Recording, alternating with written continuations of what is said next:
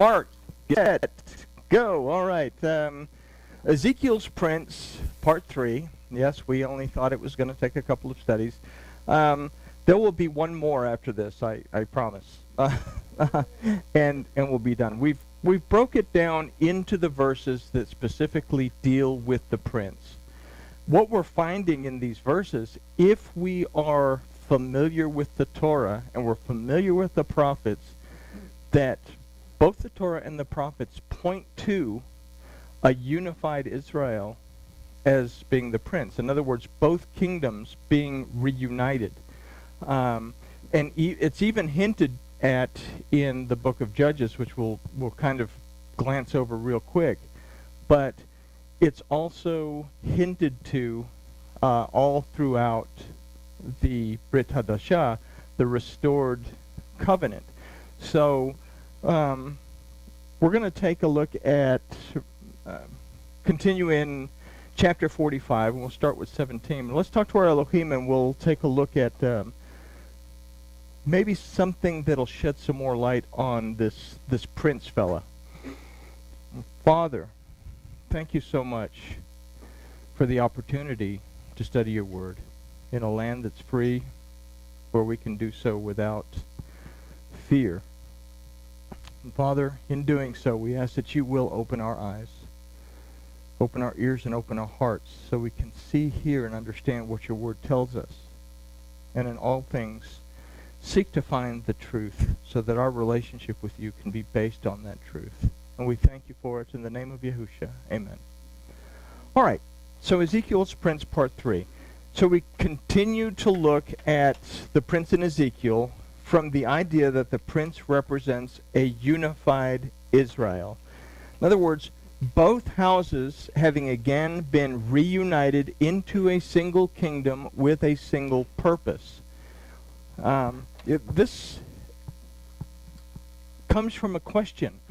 Why would Yahuwah Elohim pick a single person to build a nation out of, and then tell that nation that if you will perceive, discern, and understand what I tell you, and you will preserve it, guard it, treasure it, and observe it, I will make you a treasure of mine, and I will set you apart and make you a nation of Kohanim. Why would he do that to one particular group of people? Why would he name this one particular group of people, if we say it correctly, Israel, which means the Prince of Elohim? So we're going to explore a little bit further into the prince based on a few more verses where he appears in Ezekiel and see if we can't get a little bit more insight. So we start in chapter 45, verse 17, that says, "And it shall be the prince's part to give burnt offerings and grain offerings and drink offerings in the feasts and in the new moons and in the Sabbaths and in all the appointed times of the house of Israel. He shall prepare the sin offering and the grain offering." You know, you get this from a King Jimmy-ized book, and it says meat offering. Meat is actually a grain offering, and the burnt offering. And yeah, instead of meat, it means grain. I don't know why they called grain meat. I guess everything was meat back then. So, and the burnt offering and the peace offerings to make reconciliation for the house of Israel. Now, this is an interesting thing. It's talking, earlier it talked about in order to receive the inheritance, Israel had to be whole. But here it's talking about that the prince is going to make all these offerings as a reconciliation for the house of Israel. So this would say, well, okay, well, if the prince is the unified Israel, both kingdoms coming together, why is he having to make reconciliation for what would be part of himself? So let's consider this is a verse that illustrates a unified Israel coming together to restore a part of itself. So let's consider this in the light of Vayikra, or Leviticus 19:15 through 18, that says, "You shall do no unrighteousness in judgment. You shall not respect the person of the poor, nor honor the person of the mighty, but in righteousness shall you judge your neighbor. You shall not go up and down as a slanderer among your people, neither shall you stand against the blood of your neighbor. I am Yahuwah. You shall not hate your brother in your heart. You shall in any wise rebuke your neighbor, and not suffer sin upon him. You shall not avenge, nor bear any grudge against the children of your people, but you shall love your neighbor as yourself. I am Yahuwah. So, is there a grudge between the southern kingdom and the northern kingdom? Yeah. I mean, that's just what Paul was fighting about is, guys, they are obviously from the tribe of Israel. We need to let them back in. Said, no, they can't come in because Elohim has divorced them. Now, I understand they're probably circumcised. They have to be circumcised again. They have to jump through all the hoops. They have to take the test. And if they pass the Beit Din, then we'll let them into the social club, the Jewish social club. Okay? So, yes, there's a grudge. We go back up to 17, and what we're seeing here is that there has to be an atonement made, not just for the house of Israel, but for the house of Judah as well. They have to let go of the grudge, and they have to be able or willing to bring all the parts into a whole. Okay? And this word for neighbor, you shall love your neighbor as yourself. This gives us a lot of information. The word for neighbor that's used here is re'ah. Now, re'ah, as a word, can mean friend, but it also means a fellow person. Specifically, it means a brother. Okay? Love your brother as yourself. All right? Well, is the northern kingdom in any way related to the southern kingdom? They're all brothers. They're 12 brothers, plus 2 nephews. Okay?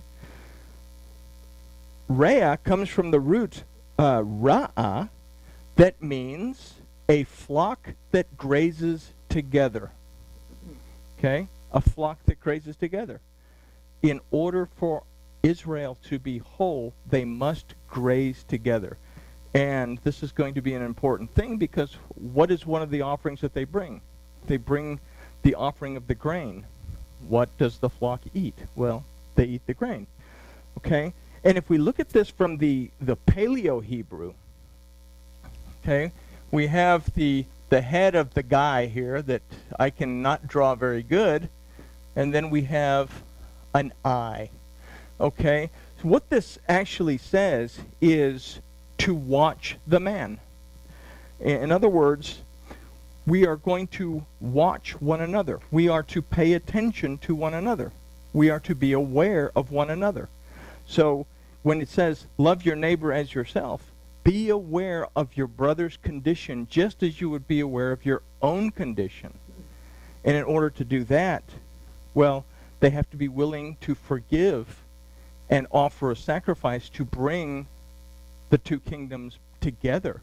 Elohim already provided the means for this to happen through Yahusha. Now we have to get the human element out of the way. So now they come together and they offer the sacrifices so that this can happen.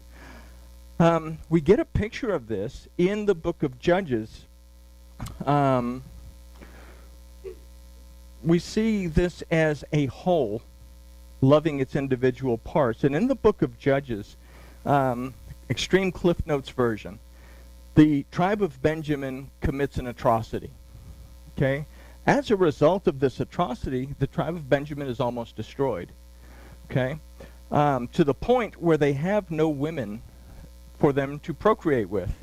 What's going to happen is that the tribe of Benjamin is going to die off, and they are going to basically vanish. The other tribes get together and say, we cannot let this happen to one of our brothers. Okay? So they provide women for Benjamin to flourish. Okay? And it's the same thing here. The whole must be willing to correct the issues of sin within itself. it's not just the house of Israel that was in sin, but the house of Judah had also fallen. This verse gives us the idea that these sacrifices, these offerings that are made, strengthen the whole unified part of Israel. So when we consider these concepts, we look at verse 17 in Ezekiel and realize that once again it is a reunification of the tribes of Israel that will keep a part of itself from vanishing.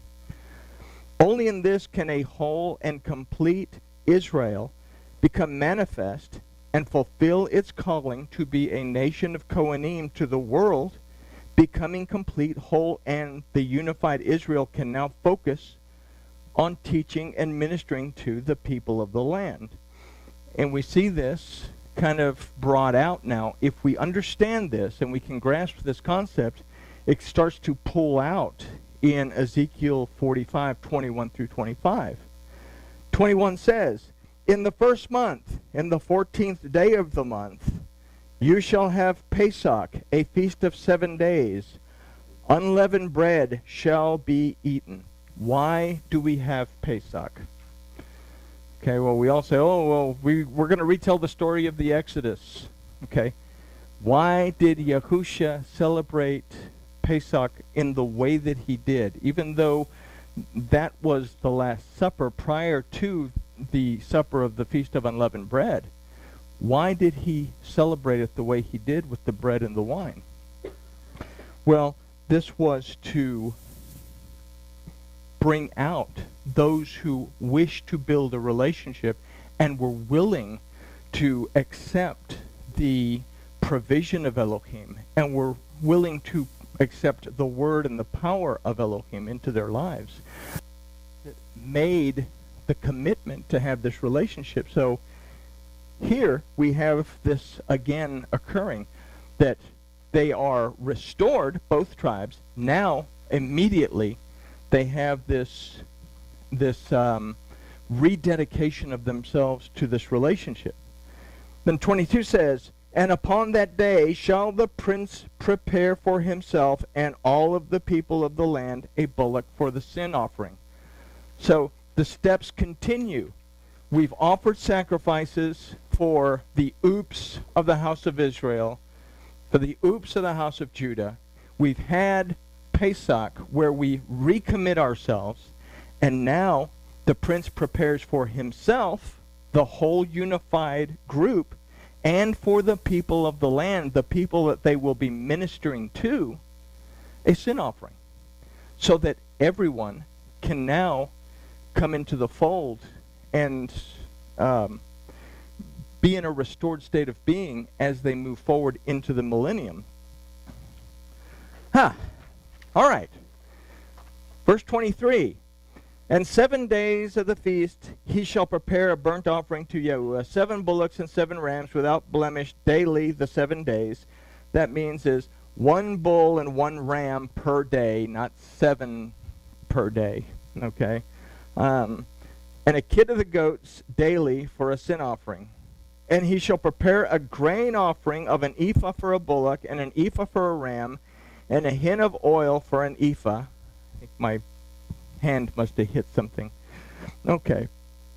"In the 7th month, in the 15th day of the month, he shall do the like in the feast of the 7 days, according to the sin offering, according to the burnt offering, and according to the grain offering, and according to the oil." So we're going through the motions of offering what we need to offer throughout the Pesach. So, as a restored and unified Israel, and this is what we're looking at the prince as being, the prince can now make the necessary offerings as outlined in the restored covenant that we find in Ezekiel. You'll remember that the first dry eye study that we did, when we looked at the sacrifices, it was the second dry eye study that we did, we looked at the sacrifices, and after the Vizine break, we realized that the sacrifices in the Torah and the sacrifices or the offerings in Ezekiel are very different. What we have in Ezekiel are offerings that are made in a restored covenant situation. Okay? First for the whole of Israel, and then also for the people of the land. In this, the children of Israel assume the responsibility of their role as Kohanim, as spoken by Yahuwah to Moses at Shemot 19, 5 through 8. And they can honor the response that they gave at that time. Remember, they made a response at the beginning that said, all that Yahuwah has spoken we will do. But after the 10 Commandments were given, they kind of started to wiggle-waggle, and they said, we can't hear this, Moses. You listen for us. Tell us what it says, and we'll figure it out. So what's being restored is their commitment, that everything that Yahuwah, their Elohim, says, that they will do. So we look at this in Shemot 19. It says, now therefore, if you will shema, if you will perceive, discern, understand my voice, and shamar, if you will preserve, guard, treasure my covenant, observe it, but hold it the way it's supposed to be. Don't let it fall apart. Then you shall be a peculiar treasure to me above all the people, for all the earth is mine. You know, we read this, oh, above all the people, and oh, Nasi means to be lifted up, and we get all excited about this, except that this verse in Hebrew has no word for above. Okay? But let's consider what it does say. It says, Kol ha'amim, which could translate as, you will be a particular treasure to me and a whole people, a complete people. Okay? So, what's happening? What are we seeing in Ezekiel? They're being made whole. They're being made complete again. Verse 6, and you shall be to me a kingdom of Kohanim, a set-apart nation. The word is Kadesh. You will be a nation that is set apart for a specific purpose, period. These are the words which you will speak to the children of Israel. And Moses came and called for the elders of the people and laid in their presence all these words which Yahuwah had commanded him. And the people answered together, all that Yahuwah has spoken we will do. And Moses returned the words of the people to Yahuwah. Okay? So they made their pledge to Moses, and Moses returned that pledge to Yahuwah Elohim. Do we see this happening again? Well, we consider it was in the believing and receiving the word of Yahuwah that Israel would be restored to a whole and once again dwell fully in the presence of Yahuwah their Elohim as his people and as his firstborn. This is reflected in Yohanan, the first chapter, in 12 and 13. That we read in Yohanan, and in the beginning was the Word, yada, yada, yada, the Word became flesh, tabernacled among them. But 12 says, but as many as received him, to them he gave the power to become the children of Yahuwah, even to those who believe in his name, which were born not of the blood, nor of the will of the flesh, nor of the will of man, but of Yahuwah. What did Yahusha come to do? He came to give us the word of Elohim. What is our responsibility in this? Is to believe and receive what Yahusha says and be able to say, everything that Yahuwah, our Elohim, has said, that we will do. Did we do that? No. We went back and played the part of Israel again and said, well, we can't listen to this. We're going to have to come up with priests that'll tell us what it all means, and they'll hide the Bible from us for 900 years, 1,000 years, and then we'll totally be messed up. Yahusha came to give us the word of Yahuwah Elohim. We had the opportunity to listen. The house of Judah had the opportunity to listen. It was to go to the Jew first. Why? Because the Yahudim should have got it. They should have understood it. And in Hosea, it tells us that the house of Yehudah had the responsibility to minister to the house of Israel. It didn't happen that way. And as a result, well, we kind of went sideways again. So, just as Moses delivered the word of Yahuwah to the children of Israel, Yahusha would also deliver the word of Yahuwah. Those who would believe and receive, those who truly said, all that Yahuwah has spoken we will do, would be restored to a whole state of being as the children of Yahuwah Elohim. So we move forward with the concept of the prince as a unified and restored Israel. We go and consider Ezekiel 46, 2 through 10. Only 15 more pages. We're good. Good. All right. So it says, "And the prince shall enter by the way of the porch of that gate outside, and shall stand by the post of the gate. And the Kohanim shall prepare his burnt offering and his peace offerings, and he shall worship at the threshold of the gate, and he shall go forth, but the gate shall not be shut until evening." Okay? It's a very important concept that it won't be shut until evening. The word for evening in Hebrew is erev. The first time that we see the letter ayin as the root of a word in the Torah. Ayin is a Hebrew word that means eye, but it also represents perception. So the prince stands at the gate, but the gate will not be shut until evening. So what we see in this is that until the perception of what is happening, that Yahuwah is Elohim, that there is a new system happening, this gate is not going to shut. People's perceptions, people's ability to perceive, discern, and understand. People must be able to shema before that gate will shut.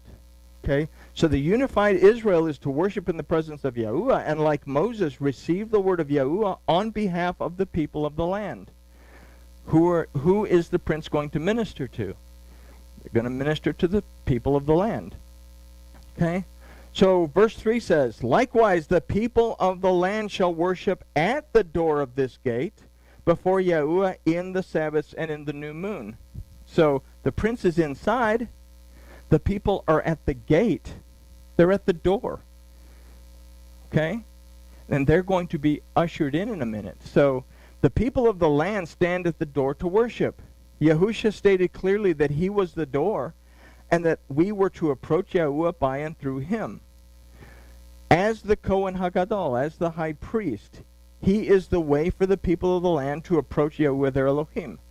Yahusha said that whatever petition that we make to the Father in his name, the Father will hear us. The prince serves as the physical aspect of the re-education of the remnant, which is the people of the land. Yahusha is and always will be the Kohen Hagadol that brings the people of the land spiritually into the presence of the Father. There has to be a spiritual change and a spiritual connection. And once there's a spiritual change and a spiritual connection and we enter through the door, then the physical aspect of worship is corrected. And then we move forward. So let's look at this. It just goes through some offerings here. "And the burnt offering that the prince shall offer unto Yahuwah in the Sabbath day shall be 6 lambs without blemish and a ram without blemish. And the grain offering shall be an ephah for a ram, and the grain offering for the lambs as he shall be able to give, and a hin of oil and an ephah. And in the day of the new moon it shall be a young bullock without blemish, and 6 lambs and a ram. They shall be without blemish." Everything is without blemish. Everything that is being offered through the prince is without blemish. Okay? And the prince is quality control. He's there to make sure that there is no blemish. And this is an important thing because the people of the land are changing. The blemish has to disappear, and they have to be able to offer their offerings without blemish. "And he shall prepare a grain offering, an ephah for a bull, and an ephah for a ram, and the lambs according to his hand shall attain to, and a hin of oil to an ephah." So these verses illustrate a physical aspect of worship that is led by the prince on behalf of the people of the land. This is the purification. Everything has to be presented to Elohim without a blemish. Okay? We say this is a millennium. You have 1,000 years here to remove blemishes, because entering into the world to come, you enter into a state of being that we were supposed to have been in, or that the people of the land were supposed to have been in the first place. So the grain offerings are representative of the teaching of the word of Yahuwah to the people and their acknowledgement of it. And when the prince shall enter, he shall go in by way of the porch of that gate, and he shall go out by the way of it. Okay? We look at this and say, oh, this Messiah dude or Yahusha or Elohim, all these different people who said, oh, this is who the prince is, goes in through the door, and he comes out through the same door. Why? Why would this be important? Israel, we say the whole of Israel, being restored to their original purpose, are not to depart from it by going in any other direction other than the way they were originally intended to walk and exist before Yahweh their Elohim. They can only go in one way, they can only go out one way. They are not to change. They were created for a specific purpose. They have to stick to that specific purpose. Okay? The people of the land, as we will see in verse 9, have a different walk. And verse 9 says, but when the people of the land shall come before Yahuwah in the solemn feast, he that enters by the way of the north gate to worship shall go out by way of the south. He that enters by way of the south gate shall go forth by way of the north gate. He shall not return by the way of the gate in which he came in, but shall go out from the opposite way. So, this is important. The main point to grasp in this verse is that one does not go out by the gate that he or she came through. It's an illustration of the change that is to take place in the people of the land. They will enter in one state of being and exit in a restored state of being. They are not to go out the same gate. In other words, they're not to return to the corrupted state of being. They come in corrupted. They are restored. They leave in a restored state. They don't come in corrupted, get restored, and go out into the same corruption they were in. You continue to move forward. Okay?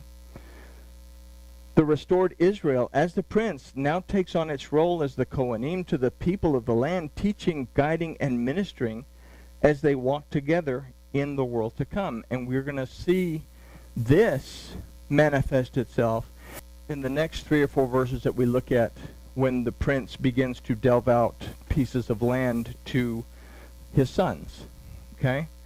So it's a lot to chew on, but it begins to make sense. And I'm not going to say this is the way it is.